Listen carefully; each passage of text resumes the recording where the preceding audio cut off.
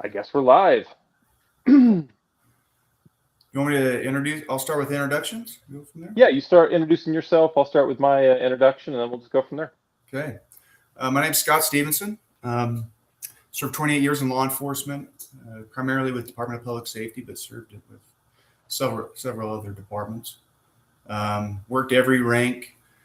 Really enjoyed my career, but I retired a major with the Department of Public Safety. I was the Peace Officer Standards and Training Director for about 14 years, and worked closely with the legislature, influencing policy and providing testimony and just being a subject matter expert most of the time. Um, Retired and became the executive director of the Fraternal Order of Police, the Utah chapter, and was there a year. And then Governor Cox asked me and appointed me to be the Board of Pardons chair. And I served in that capacity just under 2 years, but enjoyed my time on the cabinet and seeing that level of executive decision making. And then really my eyes open to the post sentencing part of the criminal justice system. And it was very fascinating to see how sentences are constructed using the sentencing guidelines, and then how the board manages that offender population within prison and also on parole. So that was my professional career. I pivoted a little bit and got my clinical mental health degree. And now I'm just trying to get my clinician hours and working with officers and the public with mental health issues. That's me in a nut. Well, I'm married. I guess I should throw that out there with 5 kids, and I'm also a grandpa, 2 grandchildren. Hey, congratulations. Thank you, thank you. We hope we're still a couple years out from the grandma grandpa stage, but I'm telling you, I think you should start with that. That's the best phase. from what I understand, it's only the best phase because you realize at the end of the day, this is not my responsibility, right? Exactly. Like this is your responsibility. I'm just here to like enjoy the fact that these kids are running around. So this one's on you, man. Yeah. No Um, pressure at all being a grandparent. right? Um, So, I mean, I guess I should introduce my. So, I'm Peter Crosby. My professional background a little bit different. I do come from a military family. I was headed the ROTC at the U. Actually, that was my chosen career path, but I blew my knee out in PT, which caused kind of a turn in a direction that I hadn't anticipated.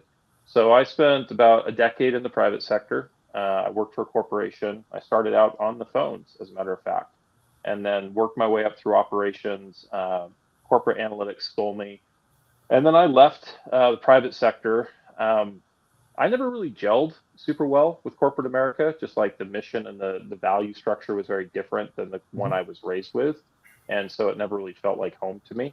Got a job at Utah State on the professional staff side and ended up, I'm still an adjunct faculty member for USU.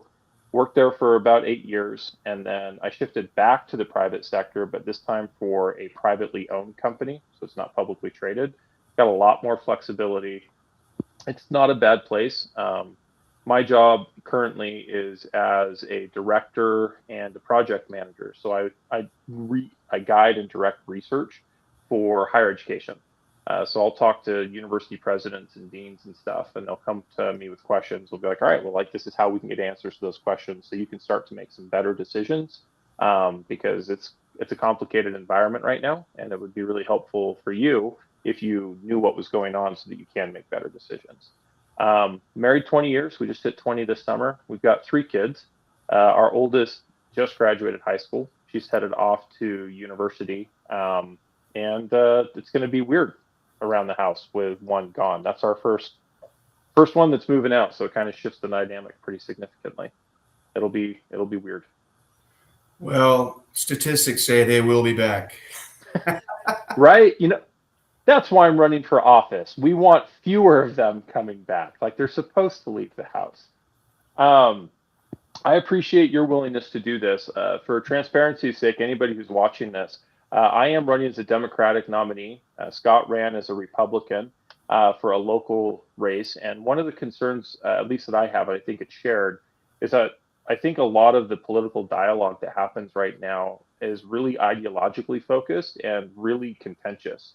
And that doesn't seem, for somebody that's lived in Utah for over 30 years, to reflect the kind of values that I thought people in Utah have, right? Which is that we're very pragmatic. We focus on solving problems. We try and get to that solution in a way that, helps the most people possible.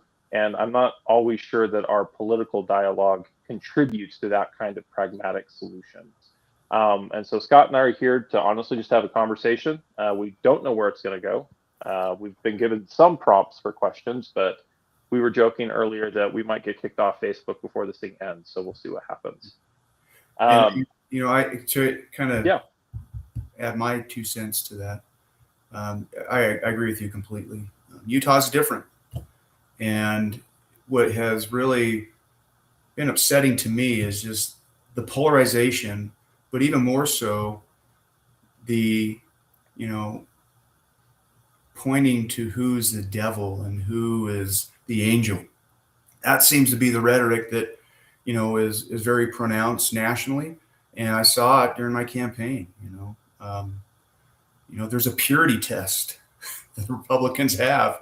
I don't know on the Democratic side, but there's a purity test, and boy, I was thankful there's no Christianity purity test because I would fail that. But heaven forbid you disagree with one of the tenets of their platform. So it was very eye-opening to me, and it kind of sad, to tell you the truth, that Republicans are calling Democrats devils and evil, and vice versa. It's not healthy for the political world. Why do you think that's happened? Like, from your perspective? So you've been in law enforcement a very long time. You've worked with communities at their best and at their worst. Like, I feel like you've seen a lot of the human condition. Like, so why do you think that both sides seem to engage in this rhetoric? I did a little deep dive, and actually one of my favorite presidents started this good versus evil, and it was Theodore Roosevelt back in the early 1900s. And it just over time, it has just become intensified. But if I'm going to say from a contemporary modern lens, definitely social media. It's much easier to get into your echo chambers. And when you do that, you no longer have the desire to seek out difference and try to find that middle ground. I guess if somebody were going to pin a label on me, and that is just moderacy. I'm a moderate Republican. I believe I don't care who has the good idea. If it's a good idea, you get behind it. But it's to the point where the idea, the good and the level of good depends on where the idea comes from. And I saw a shift here in 2019, working with the legislature. I saw that shift. And that frustrated me because as a public safety employee and expert, I guess you could say, I don't care where the ideas come from. Public safety is public safety. It's black and white for me. And I just didn't see the same type of teamwork and collaboration as I did, 13 years prior.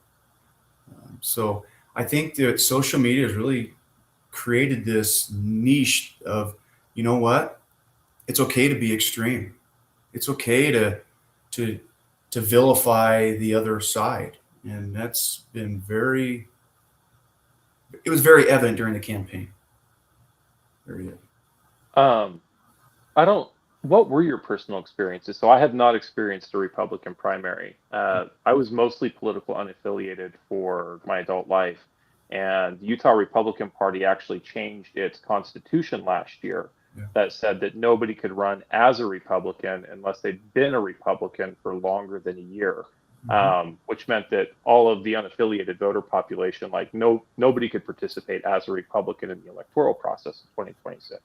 So I never experienced that. What was the Republican primary like for you?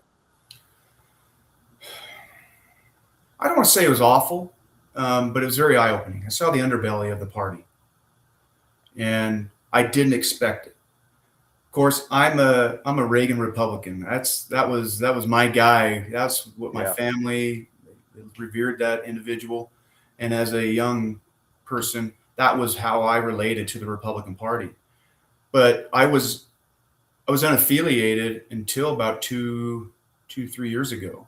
And the reason why I stayed unaffiliated was because of my role within DPS and law enforcement statewide. I wanted to be able to approach a Democrat and a Republican, and have those conversations and not have that political ideology in the back of my mind on how things should go from a public safety standpoint. So I'm kind of like you. Most of my life was unaffiliated, but I will tell you, I'm a Republican. Yeah, which I think is fair. I was actually Republican state delegate back in 2016. So my family background is pretty similar. Like, we didn't register as anything.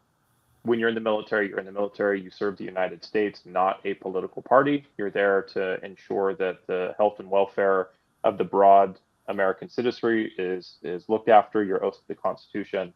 But I registered as a Republican in 2016 because I was actually pretty concerned about, from my personal perspective, the temperament of Donald Trump.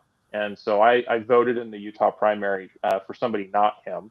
And when he was elected, I unaffiliated again. But I was cautiously hopeful that people like Secretary Jim Mattis would be responsible. They would be the ones that would act as a check on what I thought might be some bad impulses on his decision-making process. Um, and then I saw him honestly like fire or clash with all of the individuals that I most respected that had been originally in his cabinet. And I was like, I do not like this at all. The breaking point for me personally was honestly January 6th. So for the first time in American history, because I taught American institutions to college freshmen for years. And for the first time in American history, we had a non-peaceful transfer of power for a presidential election, and that's just never happened before. And I look at individuals who are deeply respected within the law enforcement community who are coming forward and saying, there is sufficient evidence here to indicate that the then president of the United States at least facilitated this, right? At least facilitated the violence that we saw, the attack on Capitol police officers that happened in Washington, D.C. And my honest expectation at that point was, oh, okay, well, the Republican Party is going to pull together. This is a party that has talked about the importance of not just law enforcement, but basic principles that I was raised to believe in, like integrity and honesty and honor. Surely they're going to see this for what it is, and they're going to go ahead and at a national level, they're going to say, no, we're going to right the ship. This is not who we are as Republicans. We are different than this. And then they didn't. And that was pretty hard for me to like experience personally. I voted for Mitt Romney in 2012, right? Like I feel like there's a strong touchstone between me and other Republicans in the past that seem to be statesmen. And I have always respected that in our two-party system, a Republican Party that functions is a party that asks the question of, before we make this change, is this the right change to make? Right? Like, is something working right now? Do we want to keep that working the way it is because it's actually beneficial? And that's a useful, I think, sort of check on our other impulses that say, well, every new thing is a good thing, because not every new thing is a good thing. And that's like that was my break point with the Republican Party. So I still respect people who are registered Republicans. I just honestly don't feel like, at least at the national level, we have a Republican Party anymore. I think at the state level we do, but at the national level, I feel like it has lost much of what it was supposed to be, or what it was even just 10 years ago. And that's, for me, has been a little personally frustrating. Janet had a great question about we should. misinformation. I was victim to this in my campaign.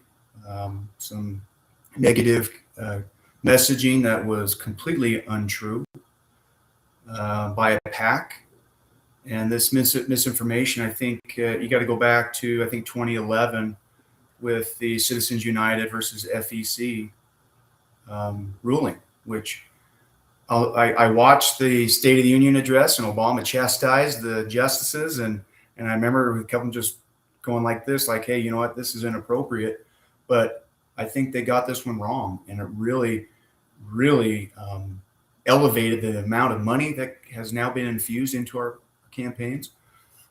And it gives them protection for misinformation. Yeah. And, I felt bad, the average voter, you just don't have time to sift through all of this garbage. And what do you know is true, or what do you know is false? And most people just stop at the headline today. And I ran into that frequently, standing on porches, and obviously, the negative campaigning and I don't want to say misinformation, flat out lies that were sent out about me. I'll never forget a quote that I read by Winston Churchill, who said, the truth can get, or the lie can get halfway around the world before the truth puts its pants on. That is so true. I could not get ahead of it. And I didn't know that, that messaging coming from state GOP on election day, flat out lies. And so for me, my experience with the GOP being a Republican, the fact of the matter is they don't respect anybody who doesn't get through convention. And, Senate Bill 54, whether you support the signature pathway or not, boy, you are hammered if you go that route. And which the irony is, the incumbent, Representative Tusher, also tried to get signatures but fell short by several hundred. For me, this misinformation about who is the pure Republican or the information about the Republican, I think it has really jaded the average voter. I mean, I think it was like 20-25% of the registered Republicans in my district even voted. Yeah. I mean, that's awful. But I believe that misinformation creates this apathy towards our civic responsibility to engage our political process. And people just literally vote the top name, or they just vote in, incumbent. So the misinformation was very frustrating to me. Misinformation about, unions, which hopefully we can touch on associations and unions in here in Utah. But just, the misinformation it's awful, and it's hard to get out.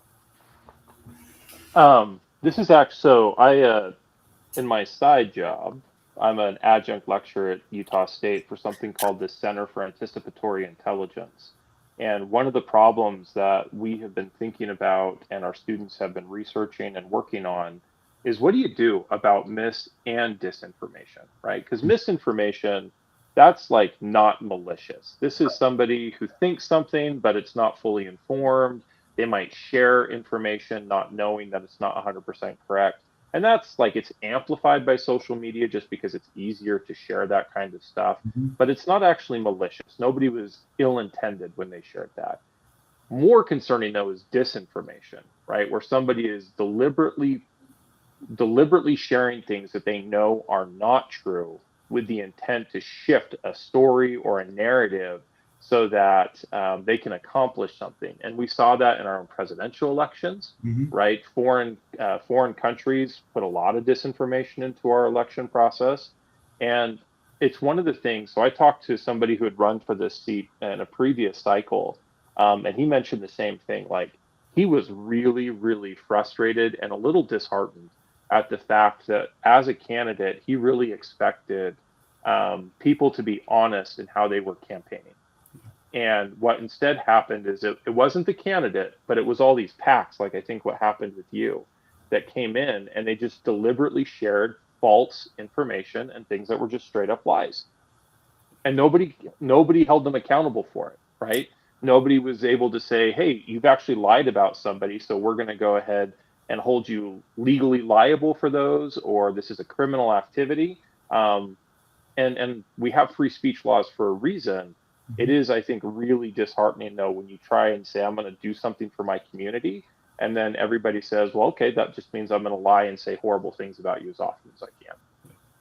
You mentioned the PAC can send out a message without the candidate knowing, which by law, I don't think they can interact, if I remember correctly. However, they're aware of it, especially if it's a message that could jeopardize the campaign. whether it's directly or through a third party. And there's a conduit to that information. And anyway, I can go on and on about that. But there was a comment about signature gathering from, I think it was Narcoleptic Mama. Yeah, it's the signature path it's law, and you're abused for using you're abused and looked at lesser than because you didn't go through the convention system. I will tell you the frustration I had working delegates is I was under the impression that a delegate is supposed to represent their area. That means you go out to them. My wife's a delegate. She put together a book. She educated herself about every candidate. There was a candidate she did not want to support, but went out to her constituents, put out a monkey, like a survey or something. A survey, and they wanted somebody else, and she voted to the group. I can tell you a handful of delegates voted in opposition to what their group wanted them to. So for me, I don't want to say it's a broken system right now, and there are games that are played at the convention, and the GOP, the establishment, they like their incumbents, and they protect their incumbents. The legislature protects their incumbents. They got deep pockets. Former Senator Adams has a leadership PAC. He's giving himself money through that leadership PAC. Speaker Mike Schultz has his own PAC. He controls the purse strings, and that controls the money that goes to other legislators that are seeking re-election. And they better fall in line or they don't get that money. So it's very frustrating when there's a law in place and there's a double standard when both candidates sought the signature route and one got through convention, the other did not, and the other one that did not is viewed as basically evil. I want to I appreciate Willow Yates's comments here, and I want to talk about the common ground areas. And I think one of the common ground areas, at least you and I have, is campaign finance reform. Yeah. I'm focused on the core concerns that people in our district want us to be focused on, because that's my job as their representative, is to solve the problems that they need help with. And I think affordability is absolutely top of mind for most people. On a personal level, campaign finance law frustrates me to no end. And I can only speak to this from the federal perspective. I'd be interested in hearing what you think might be good solutions at a state level. But at a federal level, Citizens United was a bad decision. It just was. It was a bad decision. Anytime we allow someone more influence in our political system based solely on how much money they have, we are creating a political system that is inherently more corrupt. We're creating a political system that is allowed to, by design, ignore the needs of regular people while it elevates specialized interests that have already accumulated power within our society. That, to me, is fundamentally anti-Republican, little r, and anti-Democrat, little d. It's anti-American to have a political system that does not allow a voter to be fully represented within their own voting activity because their voice is heard less than somebody who has a lot more money than them. And so one of the things that I want to accomplish in Congress is significant campaign finance reform, which for me would actually take probably constitutional amendments based off of how the Supreme Court has interpreted our First Amendment rights. But at the state level, I think there's a lot we could do to restrict and limit the influence of money in Utah's electoral process. So you've experienced this firsthand. What would you change? Well, just kind of dovetailing to what you just said, I think Hawaii and Montana are looking to challenge. They're the two states right now. They're working on this. What I think would be very fair and perfect and eliminate all this influence, because they flood the zone, these PACs and money. I have found that the disheartening thing about campaigning, if you don't have money, the odds of winning are very slim. Especially for me, I can only reach a third. That's all the money I had. I have from a very reliable source that the incumbent that I ran against, Representative Tusher, spent double, and they only won by 350 votes. So having that money is vital. But if we could just say you can you can only raise 20,000. It would force the candidate to get out on their own because you can't buy signatures. I got my team and me, we got most of my signatures. We paid for, I think it was like 300 or 400 signatures. We got 1,400 signatures. And that was the frustrating part. So I think if you put a cap on how much you can raise for your campaign, it would level the playing field, and it would force candidates to be more creative and more engaged than having proxies work on their behalf because you can't afford it. Yeah. I one of the things that I see often is people ask a question like, well, hey, why don't we have more firefighters in Congress, or nurses or cops or teachers, or electricians or plumbers, right? Like, why don't we have more of those kind of regular people in Congress? And my answer is always because they don't have money, right? Like, that's one of the things. I kind of knew this coming into it, but it's a different reality to like know something and then live something. Money really is a lifeblood of a political campaign, because it's the resource that opens all of the other doors for you. If you want people to know who you are and that you're running, that takes money, right? Because you got to buy advertisement, you got to be able to print up literature, you have to make sure your volunteers have snacks and stuff after they've been out canvassing for 4 hours. And so it's just that money component of campaigning is really, really critical. And I agree. I think the current system that we have in the state absolutely favors somebody who is independently wealthy, who has access to a lot of resources, or who has access to a lot of friends, right? And that really kind of tilts the balance away from regular people getting to represent regular people in our legislative body, because those folks they just don't make it in a lot of cases. They just don't have the resources. Well, I will tell you, this idea that anybody can run. Yeah, anybody can run, but you're not going to win. For a district race, District 44, and this was a heated contest. I was told $100,000. That's for a district. You look at Senate, you're looking at a couple $100,000. You look at Congress, you're looking at 2-3 million. And so that's the reality of what Citizens United and the versus FEC did. Is it opened the floodgates, and money can come from anywhere, and they create these PACs. And what concerns me is the dark money. We personally did a lot of research into, Representative Tusher's campaign finance. Most of his money came from out of the state, and you always have the same players that are throwing money into these races. What big contributor to him was a real estate guy in Pennsylvania that put into his campaign. All mine was local money. And I had a lot of individuals just giving me like $5 here, $20 there, which was really humbling, to tell you the truth. It was really cool. But at the end of the day, if you don't have the money to reach the people, because that's the influence, people think that they're making an independent decision to a degree. Yeah. But you're also inundated with mailers, which they're like $6,000 just for a mailer. And you're being influenced by social media and like you said, misinformation or even disinformation. That's what's influencing you as you sit down and think about who to vote for. That takes money. And we're in my opinion, we're being manipulated. And I think that ruling, Citizens United, created that. But to the degree, unions also benefit because they can create PACs. And so I think there should be a cap on how much a campaign can raise, and let the candidates work under a fair level playing field. The incumbents already have the advantage. Yeah, they have name recognition and money.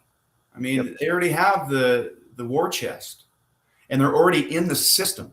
The system is designed to protect those that are already in it, instead of looking at somebody who doesn't participate in party politics.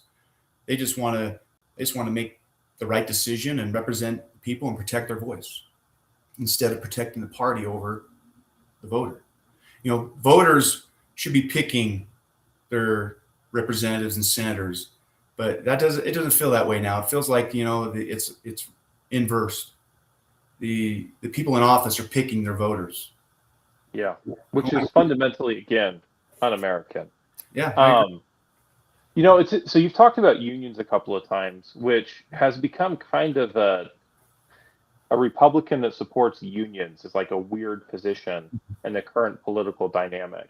Um, and it didn't used to be that way, right? So like I think of Eisenhower, so we've got, World War II hero. He's a Republican president during the 50s. He helped sets up America's economy for its strongest performance. And his statement is, the heart of American economic activity is always the workers. Like that is who is driving American economic output. And so it used to be a Republican ideal that organized labor was something we protected, it was something we respected.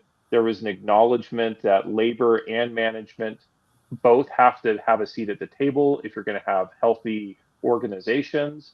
And it's interesting. I mean, your background as a law enforcement officer means that you have some deep ties to some pretty old unions within the United States, but you're also a Republican, and Republicans, at least in Utah, well, let's be honest, I mean, the entire country, pretty anti-union in a lot of their rhetoric and a lot of their legislation. So, like, how do you balance that?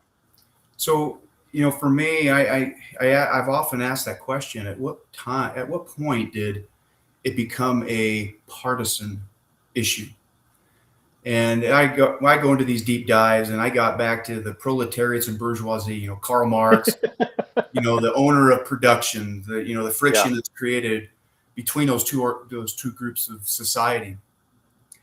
But it really happened in America from our standpoint in about late 50s, 60s is when, the Democrats and the unions kind of merged together.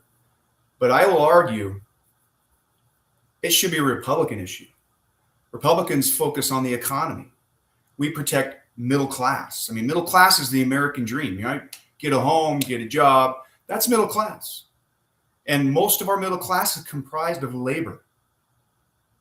And it doesn't make sense to me as a Republican, if I believe in a strong economy, that I am not giving labor and middle class the ability to exercise their First Amendment right to assemble and have an organized voice against corporate executives and business owners.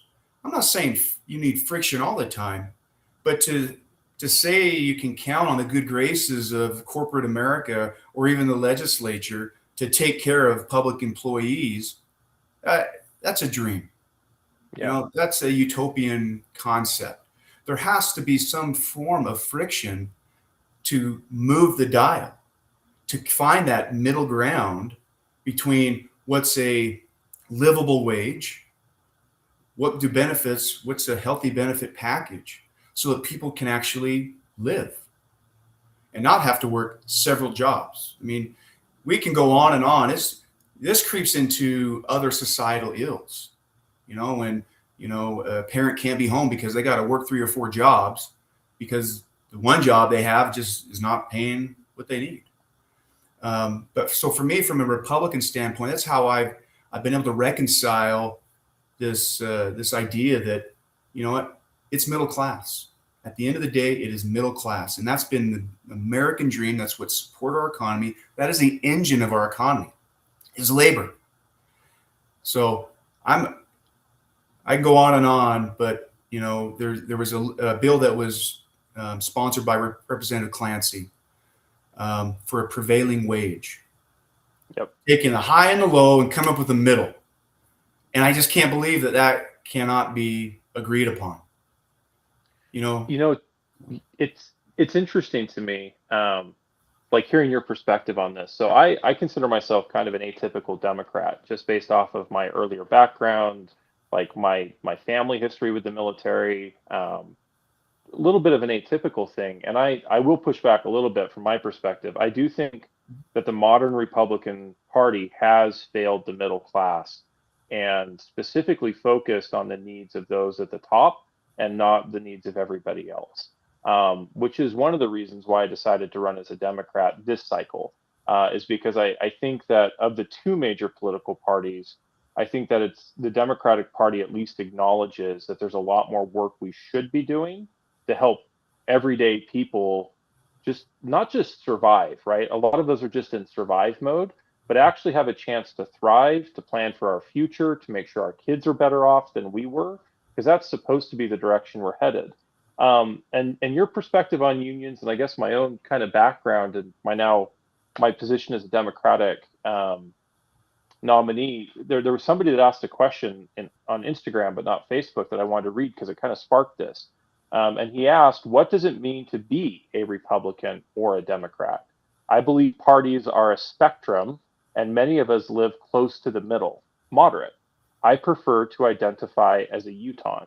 And for me personally, like, that resonates pretty hard, right? Like, I'm an American first, I'm a Utahn second. My political identity from a party standpoint, pretty far down the list when I think about how I prioritize making decisions. So I don't know. What do you think, Scott? Like, does that resonate with you, or do you feel differently about that perspective? Well, I can't argue that. I don't think the Republican Party has tried to relate to unions and fight for them, right?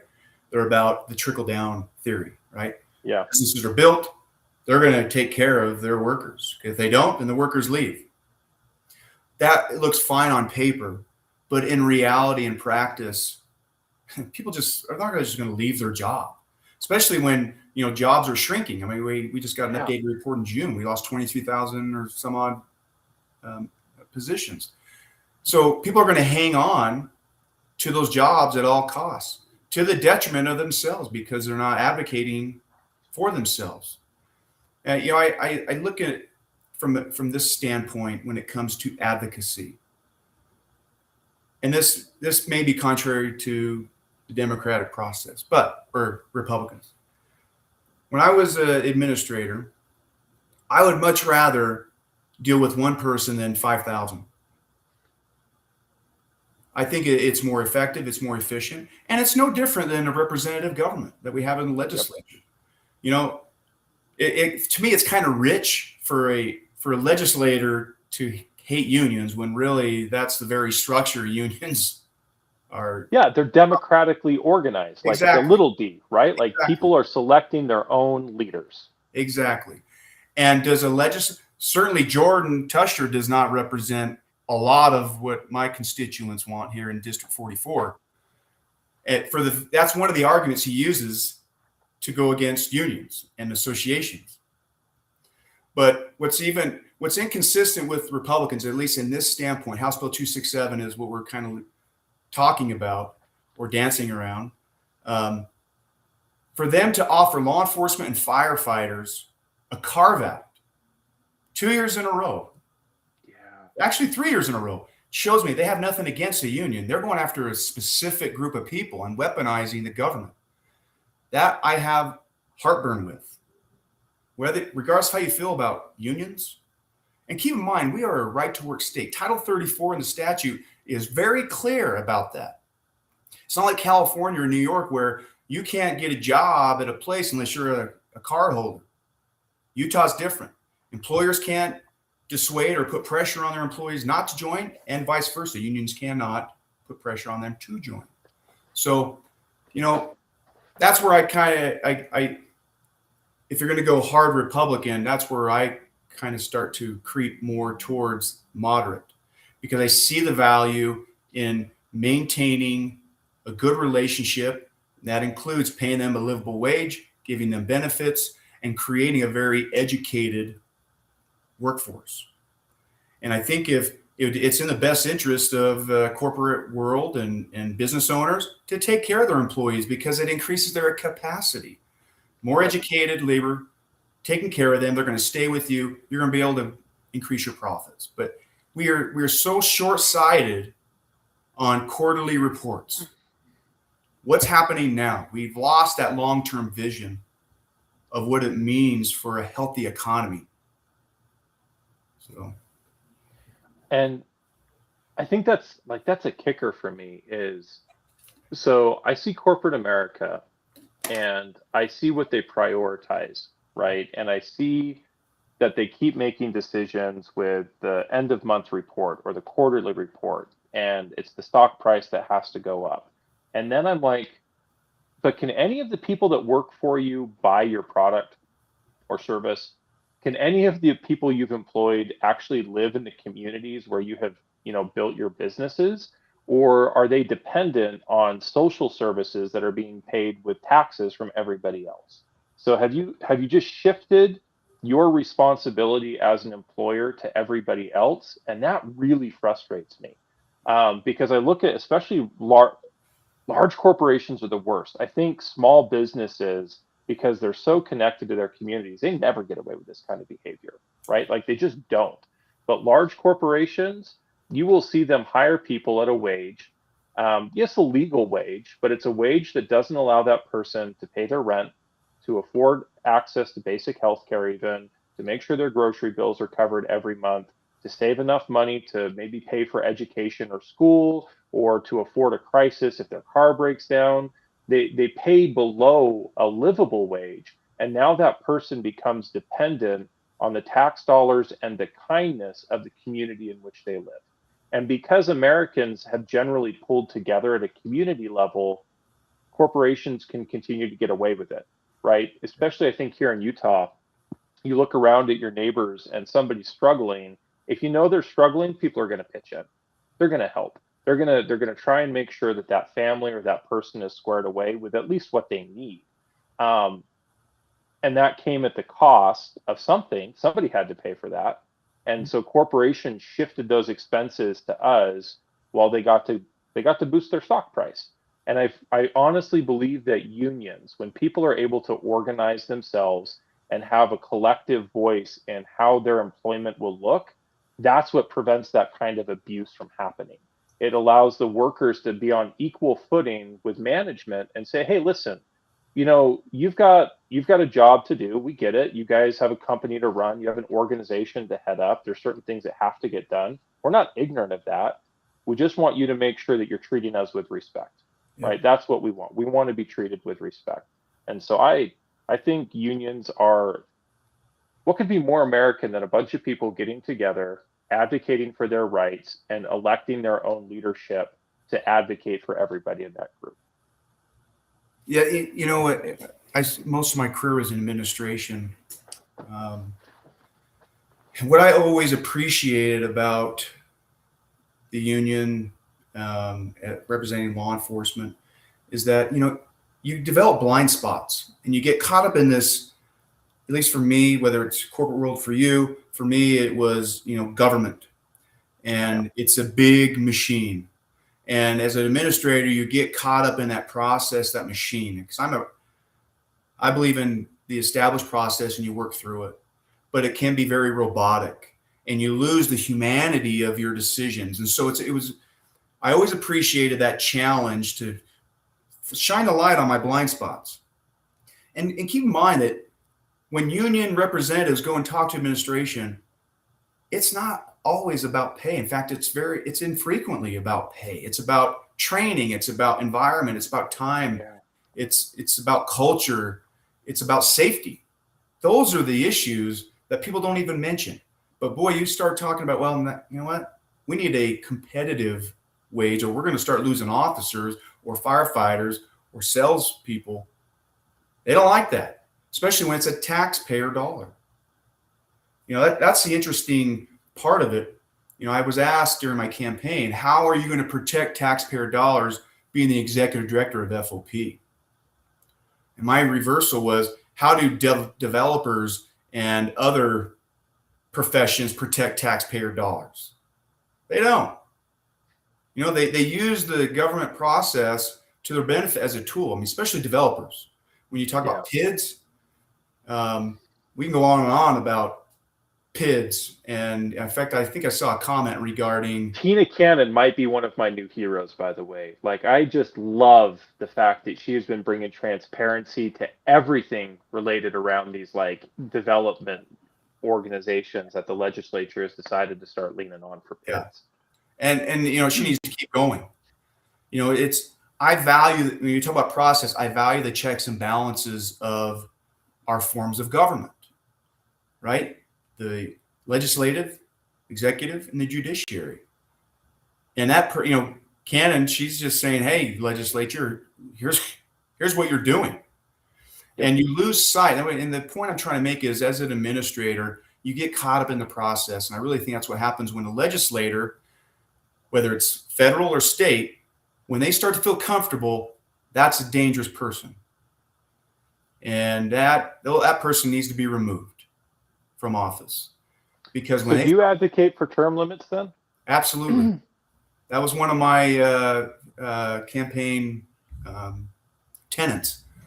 And I even have I think 3 terms for state, 3 terms in the House, 2 terms in the Senate. And I would even extend that to congressional, but I know that's completely different. And every state would have to do that, because with tenure, that is rewarded at the congressional level, even more so than in state. But state level, absolutely, it could happen tomorrow. Just do a constitutional change. That needs to happen. And I will tell you, knocking on thousands of doors, literally, that was one of the things that kept creeping up. We need term limits. It's been interesting. I don't know if this happens at the state level. At the federal level, once somebody finds out you're the candidate, everybody and their brother wants to reach out and be like, hey, sign our thing, sign our pledge, right? Like, we want you on the team. The only ones that I have for me. Yeah. Hey, well, lucky silver lining, right? When you're a loser, it stops. The only ones that I have given the time of day to, and there's a lot of organizations I think that are doing great work, and that's fine. But the only ones that I have given the time of day to, they're Take Back Congress and then End Citizens United. And Take Back Congress, like their whole focus, and there were about 100 folks that are part of this coalition. Primaries are going on, so we'll see how many make it through the primary process. But the whole thing is, we need to have better accountability from our representatives. And that means things like term limits. It means things like banning lobbying access. So if you serve in the legislature or your senior staff, they're there as like your chief of staff or something, none of you guys can go become a lobbyist for at least 5 years, right? You don't get to have a representative to lobbying pipeline. And I honestly believe that we need to have some kind of limitation on the length of time that people are in government as a public servant, because currently what we have seen is they just get real comfortable in office. I think Stuart Adams was actually a good representative of this, right? He got so comfortable in his position that he forgot he was supposed to be serving the people of his Senate district. And for him, that was a pretty costly mistake on his part. All of the money in the world couldn't get him through that primary. People were pretty frustrated at the fact that he just wouldn't listen to the things that they were concerned about. And I agree. I think there's a time that you've been in there, you're there to do a job. Surely somebody in your district can do that job just as well as you. So step back and let somebody else do it. Well, I've been told a couple of times they know better than us. Yeah. Trust us. You'll thank us later. Yeah, very nice. You mentioned the key word, accountability. I hit this hard on my campaign. And this legislature, they want to eliminate the accountability, the ability of the people to be able to do propositions and referendums. Yep. You do a little dive on that constitutional change. That was in early 1900, and it was added to the Constitution by 70% of the Utah's population at the time, because they saw the value of that checks and balance that can be established by the people. Now, I completely agree, and the founding fathers recognized this, that when you are an absolute majority, they can trample you, and that's why we have the structure of government that we have. But at the same time, there needs to be that hammer that can be held by us to hold them accountable for not being responsible and responsive to us. Yep. You had Prop 4, which passed. We voted for that. I don't care if it was 51%. In sports, you win by a point, It's a win. And then they immediately changed the law to cut that effectiveness. That to me is a slap in the face saying, public, you don't know what you're doing. And then they double down because they get taken to court and they lose, and they double down and they drag this out. It was completely mismanaged by legislative leadership. I believe that this could have been handled years ago and not come to the level that we have seen it rise to, and put the lieutenant governor in a position that is, a lose-lose, put the judge in his position, Judge Gibson, in a lose-lose. It's wrong. And I value that checks and balance. Amendment D, that was pretty revealing. Representative Tusher was right behind Amendment D with Senator Adams and Mike Schultz. That was wrong. And I'm glad the courts and people caught the fact that this is really inaccurate. This is not an accurate depiction of what they're trying to accomplish. And they wanted us to give away our ability to hold them accountable. We need to keep that, and we need to keep it at the federal level. I think Senator Mike Lee said he was only going to run, what, 2 terms? A term? Yeah. How long has he been in office now? My gosh. He's become, they just become like cockroaches. They just stay forever, and you need them removed. They need to feel threatened. They need to feel vulnerable to keep them true to what their constituents want them to do.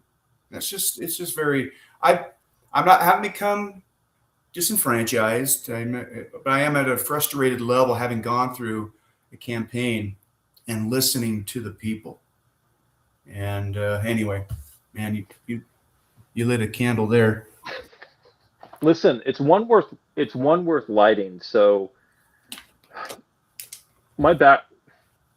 American government has always been based on a couple of core ideals, right? The first is that we are a society of laws, right? We believe that the law is supreme. And second, that law should be equally or fairly applied to everybody. Full stop. Nobody gets to be favored in front of the law. And the third is that power itself in our government is derived from the consent of the governed. That's where our legislators get their power from. It's where our governor gets his power from. It's where anybody in public service gets their power from. We don't believe they were divinely appointed. We don't believe that they were born into a special bloodline. We don't believe that because they're the wealthiest, they're the best to serve. We believe that their power comes from us, the people that consent to choose them as our leaders. And anytime a legislative body or an executive branch forgets that its power comes from the consent of the population who it serves, I get really, really worried. That's when I start to feel like, okay, we are slipping away from American government and democracy into something that's a lot worse. And here in Utah, I agree, the single best check that we as Utahns have on our government is those direct ballot initiatives that allow us to directly tell our legislative branch, you guys got it wrong. You guys got it wrong. This is a thing that so many of us care about that we're going to go ahead and put it into law, because at the end of the day, that's our right, because you derive your power from us, not the other way around. Mm-hmm. And I wish more of our legislators recognize that, right? I wish more of them realize that this is how the government itself was designed to function, and your role is as a public servant, not as somebody who gets to dictate to the public what happens. Yeah, completely agree. We're hanging by a thread, it feels like at times, Man, it really does. I joke sometimes, my 15-year-old self, this was not on my bingo card. If you had asked me what I would be doing, I'd be like, oh, not this, right? This is not the plan. We got about 5 minutes left. I feel like a bunch of people have put comments in the chat. I want to make sure that we're being responsive to those. All right, Scott, you pick one that you want to talk about. We'll spend a minute on it. I'll pick one. I'll spend a minute on it. We'll go back and forth. I can only see a few, more or less comments. Oh yeah, it does look like mostly comments instead of questions. I can read you some. That'd be great. So there are some people that are asking about teachers. Let's see here. Someone says that they were canvassing and they spoke to a teacher in Weaver County. He's concerned about the decline in students. He said kids are missing. And when school starts questioning, the parents claim they're being homeschooled and there's no accountability. Do you have any thoughts on that? So they referring to the vouchers. I think so. Okay. So the vouchers. I listen. I believe in parent choice. Whether it's charter school or whatnot. Where they lose me with the vouchers. Problem is it's done. It's out there, and I don't know if you can put that cat back in the bag. I don't think that can happen. So we got to deal with what we have. But the frustrating part of this is there's lack of accountability for taxpayer dollars. When it was with the district, you can look at its line item. I've run government budgets, millions of dollars, and it's every cent has to be on a line item. You can't move one line item to another without legislative approval. But yet you create a voucher system, and now that money goes into this black hole for people to spend how they desire. And me as a taxpayer can't go in there and audit them and say, okay, where did this $10 go, or where did this $1,000 go?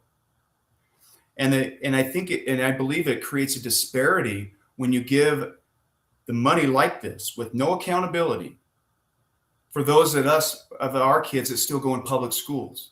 They can go on field trips. They can do a lot of things that a public school can no longer do because they don't have the money. And to say that, well, if you're losing 20% of your students in a year, you should be cut budgetarily and have it commensurate to that reduction. That's not how it works. You'll have 2 kids from this neighborhood and 3 kids from that neighborhood. The bus still needs to go there because of the numbers. So now you're reduced the budget, and yet the service still has to be provided. The operating costs don't change, right? Like you Exactly. still have your fixed costs associated with how things have to be administered. Yeah, that is such a rudimentary way to think about something that, it's not like you're making widgets and you can stop production on this line and move that money and allocate it to this line. No, that's not how it works. We're dealing with people. And so, my hat's off to teachers, anybody that's online. My wife's a teacher. I love you to death. The challenges that you face are remarkable. And the reason why we're seeing some of things like low attendance, that is parent driven. You're seeing a lot of things that you are seeing right now are parent driven. And the legislators are playing into that. So, at the federal level, I don't think it really touches except for budget and some other government entities grants. But from a state level, it directly affects any type of cut. They brag about 5% cut in income tax. Okay, well, there's an empty bucket now. Guess where that money has to come from to fill that bucket? That's going to go to truth in taxation, property tax. Yep. And that's going to hit the people that are on fixed incomes, retired people. The state legislature doesn't tell you that. Hey, we're going to take money out of this bucket, but yet, local municipalities and counties, you got to find a way to fill that bucket. And yet, oh yeah, thank us for doing that for you. We've got to think down the line. We have our optics are just so short-sighted that we lose sight of really what matters 2, 3, 4, 6, 10 years down the road. It's frustrating. And, the thing that I brought that I was able to differentiate myself from Representative Tusher was my experience in government. I had to implement some of their stupid laws. And I had to put lipstick on a pig and try to make it work as a government employee. So I have that experience to put into practice the laws that they pass. Most of them probably don't even think about that. I can tell you, you don't want to get me going. Sorry. I appreciate the perspective. I know that we're out of time tonight. Instagram will kick us off here in just a minute. I just want to say in closing, Scott, I appreciate the fact that we can have a conversation. Yeah. right? I appreciate that. I mean, here's somebody who ran as a Republican in a local state legislative race. Here's somebody who is running as a Democrat at a congressional race. There's a lot of room for Utahns to have just civil conversation about real problems and how we fix them. This does not have to be an argument. This should be about fixing stuff. So I appreciate you joining in. And I appreciate everybody that joined us tonight. If we didn't get to your questions, I'm sorry. Feel free to send me an email and I will try and respond personally. And don't send me an email because I'm no longer a candidate. I'm just kidding. Feel free to reach out. Have a good night, everybody. See you.